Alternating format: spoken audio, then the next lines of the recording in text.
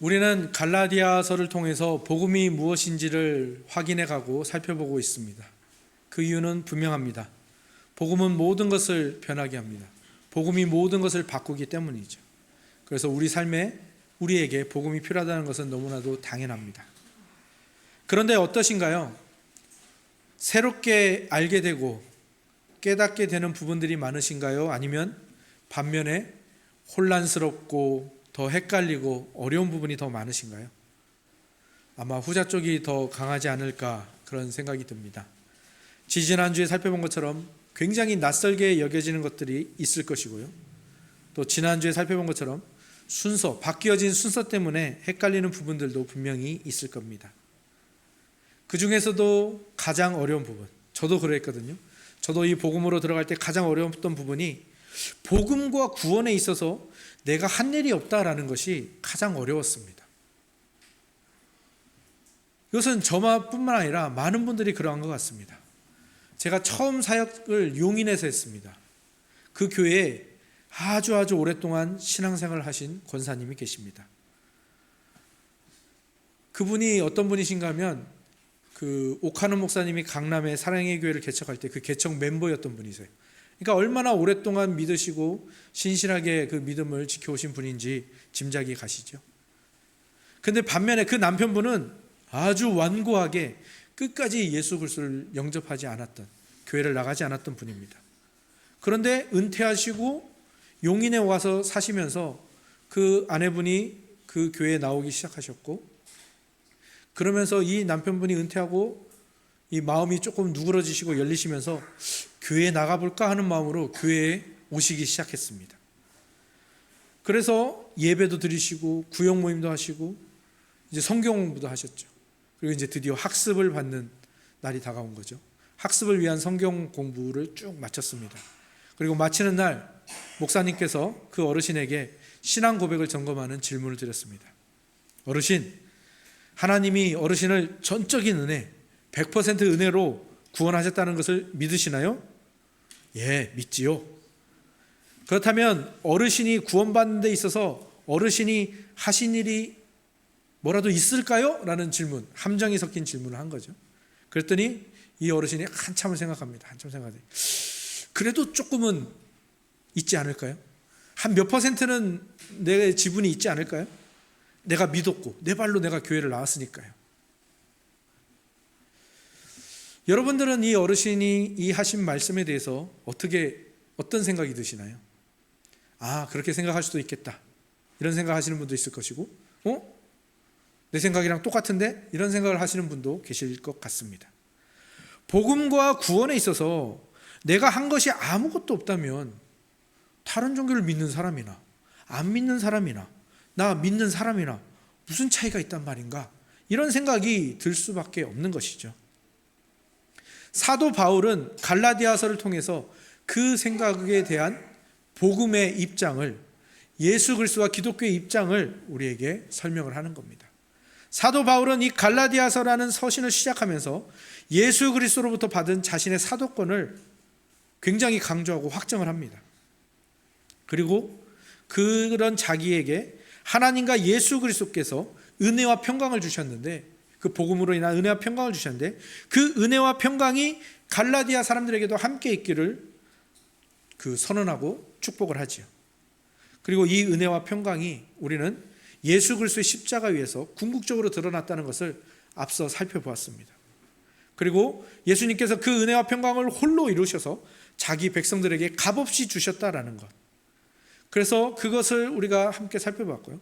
바울은 갈라디아 사람들에게 이 은혜와 평강이 왜 그토록 절실하게 필요한지를 계속해서 말하고 있는 거죠. 그것이 우리가 지금까지 갈라디아서 1장을 통해서 살펴본 내용들입니다. 그리고 이것을 계속해서 강조했던 이유는 뭡니까? 외부에서 거짓 선생들이 들어와서 갈라디아 사람들이 그 다른 복음의 홀라당 넘어갔기 때문이죠. 이거는 갈라디아 교회만 해당하는 문제는 아니라고 했습니다. 오늘날에도 복음이 아닌 것이 복음인 척하면서 우리 옆에 앉아 있습니다. 우리 마음속에 들어와 있습니다. 그래서 거기에 우리가 쉽게 넘어간다는 거죠. 쉽게 현혹된다라는 것이죠. 그래서 바울은 이 은혜와 평강을 계속해서 강조하는 겁니다. 이건 결코 사소한 일이 아니기 때문이죠. 거짓 선생들이 전하는 다른 복음은 복음이 아닐 뿐만 아니라 그것을 누구든지 선포하면, 그것을 받아들이면 천사라 할지라도, 사도라 할지라도, 저 같은 사역자라 할지라도 하나님께 영원히 저주를 받을 것이다 라고 바울은 선언하고 있는 겁니다. 그러니까 제가 앞서서 얘기했던 그 어르신의 이야기, 그리고 갈라디아 교회에 바울이 선포하는 이야기, 그리고 우리에게 들었던 이 의문들을 종합해 보면 우리는 분명한 것 하나를 발견하게 됩니다. 성경이 이것을 말하는구나. 그것은 무엇입니까? 복음과 구원이라는 이것이 있습니다. 이것이 만약에 동사라면 그 주어 자리에 예수님, 하나님 외에 다른 존재가 들어오는 것을 저주받을 복음, 가짜 복음이라고 말하는 것을 우리는 분명히 알 수가 있습니다. 그리고 또 하나 알 수 있는 게 뭡니까? 우리는 여전히 이 복음과 구원에 있어서 이 주어 자리에서 나를 지워버리는 것을 굉장히 힘들어한다는 거죠. 이 주어 자리에서 나를 지우고 오직 하나님, 오직 예수님으로만 채우는 것, 오직 은혜로만 채우는 것을 우리는 어색해한다는 것입니다. 그런데 바로 그러한 이유로 예수님께서 제자들과 함께했던 자들 외에 바울을 사도로 추가 발탁하신 겁니다. 왜 바울이 서신서마다 자기가 사도라는 것을 계속해서 강조하느냐? 그것은 바로 여기에 이유가 있는 겁니다. 물론 다른 제자들과 사도들도 마찬가지로 예수님이 잡히시던 날 모두가 배신하고 도망갔던 자들이고, 예수님의 동생들조차도 다 예수님을 배반하고 예수님을 부정했던 사람들입니다. 특히 베드로는 수석 제자로서 3번이나 예수님을 부인했던 자죠. 그렇기 때문에 그들을 통해서도 분명하게 보여줄 수 있습니다. 이 복음에는, 이 구원에는 그 주어 자리에 오직 예수님만, 오직 은혜만 올 수 있다는 것을 전하기에, 그 진리를 전하기에 적합한 자들임에 분명합니다. 그럼에도 불구하고 의심의 여지가 있을 수 있죠. 에이, 그 사람들은 예수님의 형제잖아. 에이, 그 사람들은 예수님이랑 3년이나 동고동락했잖아. 물론 이건 조건이 될 수 없지만 그래도 믿지 않는 자들, 의심하는 자들에게는 의심의 여지를 줄 수가 있죠. 그래서 예수님은 그 의심의 여지를 완전히 없애버린 한 사람을 사도로 부르시는 겁니다. 바울이죠. 복음과 구원이 100% 하나님의 은혜로 부어졌다라는 것, 주어졌다라는 것을 가장 잘 보여주는 인물을 복음을 전하는 사도로 삼으시는 것입니다. 오늘 본문 11절, 17절에는 바로 그 내용들이 나오죠. 하나님께서 어떻게 핍박자고 박해자였던 자신을 사도로 부르셨는지, 그리고 자기가 그 사도로 부르심을 받은 것이 어떤 과정을 통해서 이루어졌는지, 그 안에 오직 하나님의 개입과 하나님의 은혜만 있었다라는 것을 11절에서 17절까지 계속해서 설명하죠.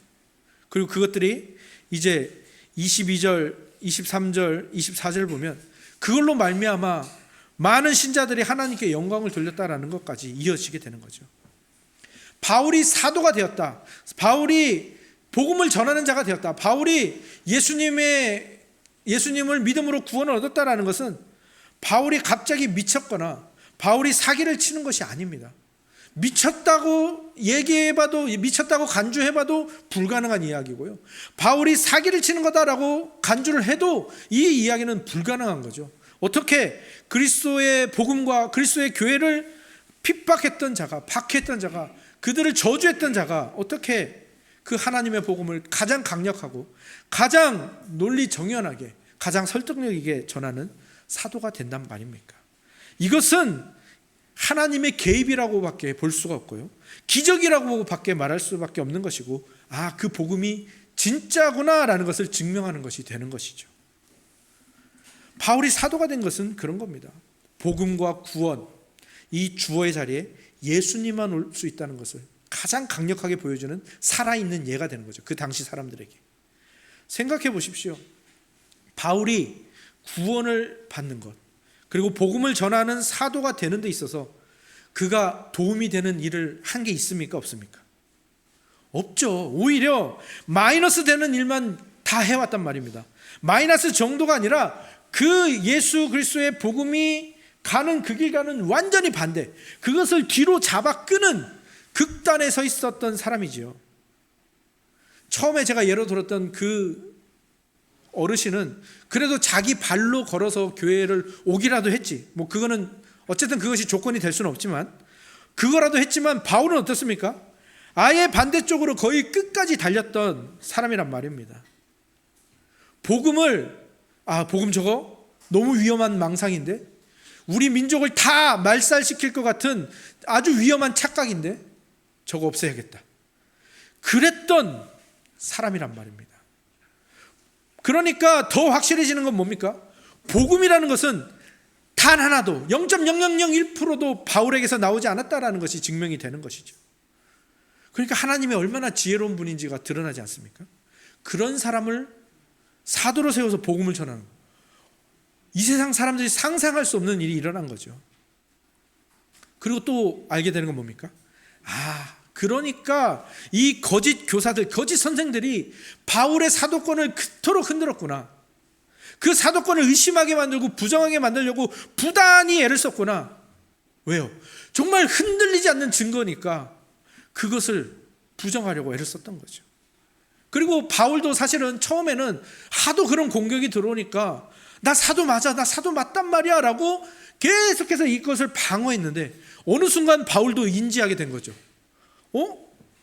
내가 사도가 된 것을 방어하고 내가 증명하려고 애를 쓰는 것이 이 복음이 100% 은혜로 우리에게 주어졌다는 것을 오히려 더 밝히 드러내고 있네? 내가 그 증거네? 이것을 바울도 어느 순간 인지를 한 겁니다. 그래서 바울이 쓴 서신서의 대부분은 바울이 자기가 예수 그리스도 하나님께 부름받은 사도라는 것을 처음에 밝히고 자기의 사도권을 변증하고 또 변호하는 일을 그 서신서에 아주 자주 쓴다라는 것이죠. 그러니까 바울은 정말 그냥 자기가 나 사도 맞단 말이야 라고 변호하는 게 아니라 내가 이것을 변증하니까 하나님의 은혜가 드러나고 하나님 나라 복음이 정말 강력하게 드러나는구나. 내가 이 역할을 해야 되는구나. 그래서 계속해서 그 사도권을 변증하는 거죠. 복음에 있어서 바울의 역할이 바로 그러한 역할입니다. 사도권을 공격받기도 하고 그의 진정성을 의심받기도 하는데 결국 그 모든 공격과 의심을 방어하는 것조차도 복음이 오직 은혜로 우리에게 찾아왔다는 결론으로 인도할 뿐인 것이죠. 복음에 있어서 우리의 역할도 비슷합니다. 우리가 복음을 믿고 그 복음으로 행복하기로 했으며 그 복음으로 함께 모여서 예배를 드리는 바로 이것이 여러분들이 세상에 하는 역할입니다. 이게 어떤 역할인데요? 세상은 말합니다. 야 우주선이 날아다니고 우주를 나가는 21세기에 무슨 신을 믿냐? 하나님 있으면 내 앞에 데려와 봐라. 하나님이 세상을 창조했다고? 야, 세상은 우연히 생겨난 거야. 어쩌다가 우주가 빅뱅 대폭발해서 생겨난 거고 어쩌다가 뭐가 합성돼가지고 생물이 생기고 그것이 진화해서 일어난 거지. 어떻게 하나님이 세상을 창조했다는 것을 믿냐? 예수가 성인이라는 것까지 내가 인정할게. 근데 그가 죽었다가 부활했다고? 그걸 믿어? 바보야? 그가 온 세상 죄를 위해서 죽임을 당했다고? 그냥 그 정부에 대들다가 죽은 거지. 이런 식으로 세상은 우리를 공격합니다. 세상은 자신들은 합리적이고 자신들은 이성적이라고 생각할 겁니다. 그러면서 예수 그리스도를 믿고 하나님을 믿고 복음을 따르는 것을 어리석고 무지한 것이라고 공격하지요. 그런데 그들의 공격에 우리는 굴하지 않고 세상이 그렇게 흘러가는데도 불구하고 우리는 여전히 하나님을 예배하고 예수 그리스도를 믿고 따릅니다. 복음을 따라갑니다. 그것만으로도 세상에 여러분들은 균열을 내고 있는 겁니다. 세상에 의심의 여지를 주고 있는 거죠. 야, 이렇게 공격하는데도 예수를 믿는다고? 이렇게 공격하는데도 교회 나가서 예배를 드린다고? 저기에 뭐가 있나? 그렇게 공격하는데도 저기에 또 모인다고? 우리가 보이는 것 말고 보이지 않는 뭐가 또 있나? 그런 여지가 생기도록 하는 거죠. 물론 우리의 그 열정과 진심이 모두 다 옳은 결과를 내는 것은 아닐 수도 있습니다. 하지만 분명한 건 뭡니까? 저 사람이 뭐 때문에 저런 열정을 가지고 뭐 때문에 저런 진정성을 가지는가? 그것에 대해서 한 번쯤 생각하게 만든다는 거죠. 그러면 거기에 틈새가 생기고 균열이 생기고 여지가 생기는 거죠.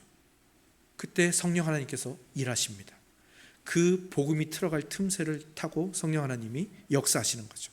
성령이 그 틈새를 일하시는 통로로 사용하는 겁니다.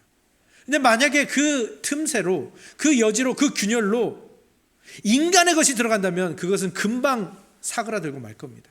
그런데 바울이 복음을 전했던 그 후로 2000년을 이 열정이 꺼지지 않고 이 진심과 진정성이 꺼지지 않고 지금까지 왔다라는 것은 그 복음이 아버지께로부터 온 것, 하나님 나라의 복음이라는 것이 증명이 되는 것이죠.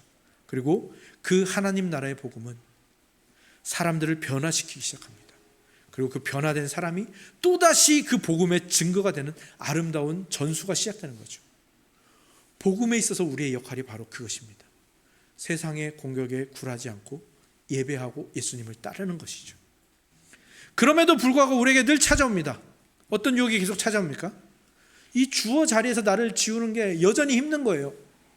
아무리 그래도 복음과 구원에 있어서 내가 한 것이 조금은 있지 않을까? 계속 뭐 하고 있는 거예요? 여전히 우리는 선악과 앞에서 이 선악과를 먹으면 하나님처럼 될 수 있어라는 이 유혹 앞에서 자꾸 넘어가고 있는 것이죠. 복음이 그 이성의 틈새를 타고 퍼져가듯이 이 오직 은혜라는 이 낯선 선물, 이 복음의 균열과 틈새를 만들려고 마귀가 애를 쓰고 있는 것입니다. 그런데 이 복음에는요, 균열이 생길 수가 없습니다. 예수 그리스도께서 완전하신 분이 완전하게 이루신 것이기 때문에 틈새를 만들 수가 없는 거죠. 그러니까 마귀는 어떻게 합니까? 틈새를 만들 수 없으니까 무언가를 보태거나 빼거나 순서를 바꾸는 등 이상한 그 작업들을 하는 것이죠. 그래서 없는 것을 있는 것처럼 생각하게 만드는 거죠. 그런데 우리가 거기에 자꾸 넘어간다는 것이죠. 왜 넘어갈까요? 우리가 그 익숙한 함정에 계속해서 빠지는 이유는 뭡니까? 우리가 이 세상을 여전히 살고 있기 때문입니다. 예수님께 구원을 받았지만, 복음을 믿지만 여전히 이 세상에 살고 있기 때문이죠. 우리는 이 세상에서 이 복음을 믿으며 살아야 합니다. 그리고 그 복음이 우리에게 어떻게 주어졌습니까? 이 세상이 사는 사람들을 통해서 전해졌고요, 이 세상에서 쓰는 글자와 언어를 통해서 우리에게 전해졌단 말입니다. 그리고 이 세상을 사는 사람들은 어떻습니까? 이 세상의 음식을 먹어야 됩니다. 이 세상의 물질을 가지고 살아야 되고요, 이 세상의 사람들과 함께 살아가야 됩니다. 그러니까 어려운 겁니다. 복음을 믿고 전하는 사람은 이 세상을 똑같이 살아가면서 이 세상이 전부가 아님을 보여줘야 되거든요. 이 세상의 음식을 먹으면서 이 세상의 음식이 전부가 아니라는 것을 보여주는 그 임무와 역할을 받았단 말입니다. 그런데 그것이 우리에게 너무 어려운 거죠. 어떻게 그렇게 할 수 있지? 그래서 오늘 성경 낭송에 읽은 본문, 그 오병이어의 사건이 바로 그러한 부분을 잘 보여주는 사건이죠. 오병이어의 사건은 우리 모두가 참 잘 알죠. 어려서부터 많이 들었고요, 아마 믿지 않는 분들도 그 오병이어의 사건에 대해서는 들어보셨을 겁니다. 물고기 2마리와 보리떡 5개로 5,000명을 먹이시는 기적을 베푸신 사건이죠. 예수님이 복음을 전하시며 병자를 고치십니다. 정말 많은 사람들이, 정말 구름같이 사람들이 몰려왔습니다. 정말 그 구름같이 몰려왔다라는 말이 어울릴 정도로 많은 사람들이 몰려왔죠. 본문에 보니까 그 사람들을 앉혔더니 5,000명이라고 하는데, 당시에는 성인 남자들만 그 계수를 했거든요. 그래서 여성과 어린아이와 노인들까지 하면 대략 2만 명은 되었을 것이라고 신학자들이 추정을 합니다. 근데 말씀을 듣고 예수님과 함께 들어있다 보니까 어느덧 끼니들을 다 놓치고 날은 어둑어둑 저녁이 되어 가는 것이죠. 그때 예수님께서 그들을 불쌍히 여기시면서 그들을 먹이셔야겠다는 생각을 합니다. 그런데 바로 그것을 실행하지 않으시고 먼저 제자들에게 물어보십니다. 빌립에게 물어보십니다. 빌립아, 이 사람들에게 떡을 어떻게 줄 수 있을까? 어떤 방식으로 하면 이 사람들에게 떡을, 이 저녁을 먹일 수 있겠니? 그랬더니 계산이 빠른 빌립이 딱딱딱 계산을 합니다. 아마도 자기가 생각하는 최대치의 이야기를 한 걸 겁니다. 예수님, 200데나리온어치 떡을 사와도 이 사람들 간에 기별도 안 갈 겁니다. 요만큼씩밖에 못 줍니다. 200데나리온이 어느 정도 되냐면요, 1데나리온이 한 사람의 하루 품삯 정도 된답니다. 그러니까 요즘 그 노동하면 일당이 10만 원에서 15만 원 정도 된다고 하더라고요. 그래서 한 10만 원으로 잡으면 한 2천만 원 정도를 얘기를 한 겁니다. 예수님, 2천만 원 있으면 저 사람들 그냥 잠깐 그 허기를 조금 면할 정도. 그러니까 무슨 얘기를 하는 겁니까? 안 된다는 거죠. 예수님 2천만 원 있어도 안 되는데요. 저 1원도 없거든요. 예수님도 1원도 없으시잖아요. 안 됩니다. 우리로서는 할 수 없습니다. 간에 기별도 안 가고요. 해봤자 표도 안 납니다. 할 수 있는 일이 없다는 거죠. 그리고 이제 안드레가 등장합니다. 안드레는 뭘 가져왔습니까? 한 아이가 도시락으로 싸온 보리떡 5개와 물고기 2마리를 가져왔습니다. 어떤 사람들은 믿음으로 가져왔다고 얘기하는데 저는 전혀 그렇게 보이지 않습니다. 예수님께 이렇게 말하는 거죠.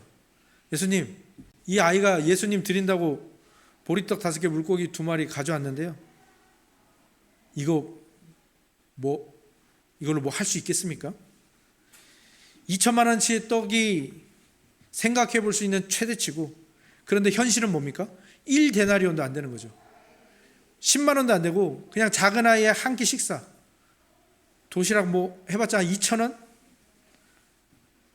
예수님 2천만 원이 있어도 안 되는데요. 우리에게 있는 것은 2천 원짜리 3천 원짜리 도시락 하나뿐입니다.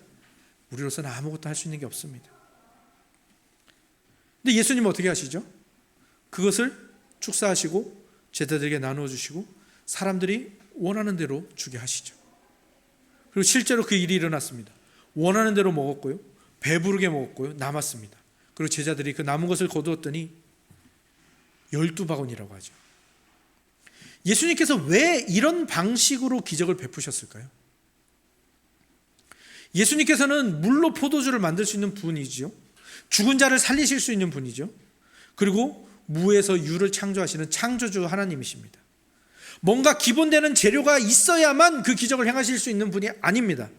무에서 유를 창조하실 수 있는 분이 왜 그냥 사람들 손에 뭐 빵과 음료수가 그냥 뿅 하고 생길 수 있도록 하실 수 있는 분이 왜 제자들에게 얘들아 이 사람들을 먹이려면 어떻게 해야 되니?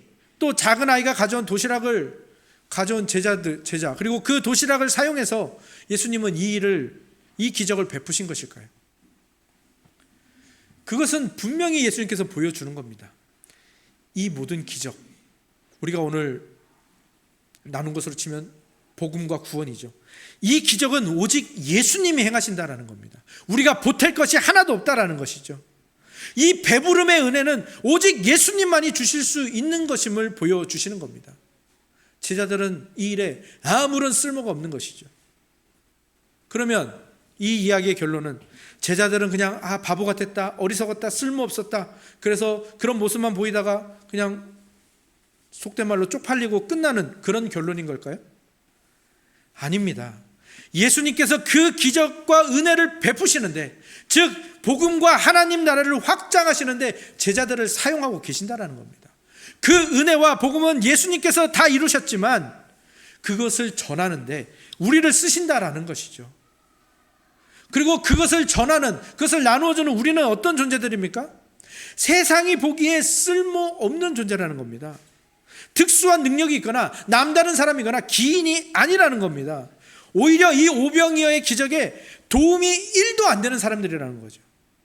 2천만 원 있어도 모자랄걸요. 근데 예수님 1원도 없잖아요. 아이 주님, 저는 아무것도 없는데요, 저 조그만 애가 가져온 게 하나 있긴 한데 이걸 뭘 하겠습니까? 그냥 사람들 다 돌려보내시죠. 이 제자들이 세상이 보기에는 얼마나 쓸모없는지를 정말 보여주죠.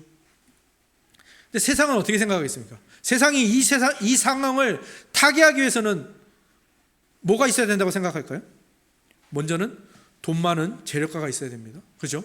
그리고 빨리 빵을 만들 수 있거나 빵을 조달할 수 있는 어떤 그런 사람이 필요합니다. 우리나라에는 백종원 아저씨 같은 그런 분이 필요하겠죠. 그리고 그것을 빨리 운송해올 운송 수단이 있어야 되고, 그것을 나누어줄 수 있는 훈련되고 많은 인원들이 있어야 되고, 그리고 이런 것들이 필요하다는 것을 이렇게 종합적으로 생각하고 계획할 수 있는 파워 J, 엘리트가 필요하겠죠. 그런데 예수님은 그런 사람들이 아닌 그저 12명의 쓸모없어 보이는 루저들을 사용하신다는 겁니다. 정말 어리석은 자들을 사용하시는 거죠. 그 사람들 사용하셔서 2만 명을 배부름으로 인도하신다라는 겁니다. 그냥 사람들 손에 빵과 음료가 뿅 하고 나타나게 하실 수 있는 분이 그 미련한 방법을 사용하신다라는 거예요. 왜 그렇게 하시는 거죠? 왜 그렇게 하십니까? 제자들에게 이 전적인 은혜가 무엇인지를 맛보게 하시는 겁니다. 제자들은 먼저 이 사건을 통해서 예수님이 행하신 그 기적으로 인해서 먼저 자신들이 배부르는 거죠. 그리고 또 뭘 느낍니까? 자신이 나누어지는 음식을 통해서 다른 사람들이 배부르게 되는 그 기쁨을 누리는 겁니다. 그리고 자기 손에서 그 예수님의 기적이 일어나는 것을 자기 피부로, 자기 손끝으로 그것을 경험하게 되는 것이죠. 자, 여러분, 이 오병이어의 기적, 물고기 2마리와 보리떡 5개가 2만 명을 먹이는 이 사건에서 제자들이 한 일이 있습니까? 없습니까? 없습니다. 그러나 있죠. 전체적으로 보면 한 일이 있어요. 뭘 했습니까? 나누어주는 일을 했어요. 하지만 그 나누어주는 일이 기적은 아니잖아요. 이 기적에는 제자들이 한 일이 아무것도 없습니다. 오히려 마이너스였죠. 2천만 원 얘기 계속하고, 저 도시락 하나로 뭘 하겠냐고, 사람들 다 보내자고 투덜투덜 불평 불만, 오히려 마이너스 되는 일들만 했던 이들인데 예수님은 그런 제자들을 나무라시는 게 아니고 그들을 어떻게 사용하시는 거예요? 그 은혜의 통로로 사용하시는 겁니다. 그 기적의 통로로 사용하시는 겁니다. 뭔가 남다른 사람, 특별한 사람을 사용하시는 것이 아니라 실패한 사람, 그렇게 모자란 사람들을 사용하신다는 거죠. 그들 안에는 차별이 없는 겁니다. 차이가 없습니다. 차이가 있다면 어떤 차이만 있겠습니까? 먼저 믿고 나중에 믿은 그 차이밖에 없는 겁니다. 이 사람들이 먼저 믿었기 때문에 제자가 되었고, 먼저 믿었기 때문에 예수님으로부터 흘러나오는 그 양식을 먹고 배불렀고, 이제 그것을 나누어주는 자가 된 거죠. 나중에 믿는 자들을 위해서. 그리고 그 나눠준 자들, 나눠준 것을 먹은 자들도 이제 예수님의 제자가 되는 것이죠. 무엇을 말씀드리고자 하시는지 아시겠습니까? 왜 바울이 갈라디아서를 통해서 그토록 이 가짜 복음이 영원히 저주받을 것이고 진짜 복음은 은혜와 평강이다라고 왜 이렇게 강력하게 외칩니까? 분명합니다. 가짜 복음은 그것을 받아들이는 사람들 사이에서 차이와 차별이 생깁니다. 할례를 받았니 안 받았니? 율법을 10개 지켰니? 7개 지켰니? 5개밖에 못 지켰니? 아니면 아예 못 지켰니? 차이와 차별이 생깁니다. 뭘 했니 안 했니? 그러다 보니까 주어의 자리에 자기가 올 수밖에 없고요. 자기가 흔들리면 이 모든 것이 다 끝나버립니다. 복음도 신앙도 구원도 교회도 다 끝나버리는 거예요. 그리고 그 안에 뭐만 있습니까? 은혜는 없고 차별만 있고요. 차별만 있으니까 평강은 없고 치열하게 다툽니다. 내가 더 잘했어. 내가 더 많이 했어. 이게 율법주의고 이게 가짜 복음입니다. 영원히 저주받을 복음, 가짜 복음. 복음이라는 말을 붙이기도 참 그렇죠. 그런데 진짜 하나님 나라 복음에는 뭐만 있습니까? 그냥 먼저 믿고 나중에 믿는 이 차이밖에 없습니다. 그 안에는 차별이 없습니다. 먼저 믿은 사람이 주님의 제자가 되고 그 주님께서 배부르게 하시는 그 양식을 받아 먹고 그것을 가지고 나누어 주면 그것을 받은 사람도 먹고 제자가 되는 이거밖에 없는 겁니다. 복음에서 우리의 역할은 바로 그것입니다. 먼저 배부르게 먹고 그것을 나누어 주는 거죠. 그렇게 하는 것만으로도 교회가 세워지고 예수님이 영광을 받으시고 하나님 나라가 확장된다라는 겁니다. 근데 우리는 자꾸 그 익숙한 함정에 넘어가서 뭐라고 하죠? 난 교회에 도움이 안 돼. 나는 헌금을 못해서 교회에 갈 수가 없어. 나는 헌신을 못해서. 난 봉사를 못해서. 난 늙어서. 난 아파서. 난 집이 멀어서. 난 가난해서. 그런 것들은요, 교회가 세워지고 예수님이 영광 받으시고 하나님 나라 복음이 확장되는데 아무런 장애가 되지 않습니다.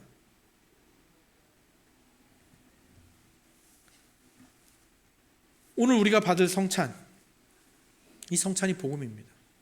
이 성찬이 우리에게 주어지는데 이 성찬으로 말미암아 우리의 육신이 배부를 수는 없습니다. 하지만 우리의 영혼이 배부르게 되죠. 그리고 더 놀라운 것은 이 성찬을 받는 우리 모두에게는 차이나 차별이 없습니다. 다 똑같이 작은 떡덩이 하나, 그리고 작은 잔 하나를 받아듭니다.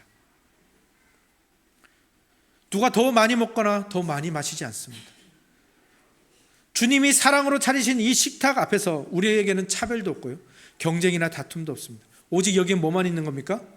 은혜와 평강만 있고요, 그것을 먼저 받았는지 나중에 받았는지 그 차이밖에 없습니다. 그리고 오늘 우리는 이 은혜와 평강으로 영원히 배부릅니다. 그리고 그 받은 은혜와 평강을 나누어주는 자가 되는 것이죠. 그리고 이것이 또 무엇을 기대하게 만듭니까? 오늘 찬양했던 것처럼 어린 양 잔치에 참여하여 진짜 지금은 이렇게 우리가 영적으로 임재한 이 성찬을 받지만 그때는 진짜 우리의 육신과 영혼이 함께 배부를, 함께 만족하고 함께 행복할 수 있는 그 식탁을 차려주실 것이고 그 음식으로 만족하는 식사를 하게 될 것인데, 그날을 기대하며 우리가 받은 이 만족과 이 배부름과 이 행복을 나누어주는 그 길을 우리는 오늘 가게 되는 것이죠. 그날까지, 예수님의 그 어린 양 잔치에 참여하는 그날까지 늘 은혜와 평강으로 배부르기를 위하여 간구하시고 그것으로 행복하기를 애쓰시고 그리고 그것을 나누어 주며 다른 사람을 배불리는 그 길로 함께 걸어가는 우리 천은 공동체가 되기를 주님의 이름으로 축원합니다. 아멘.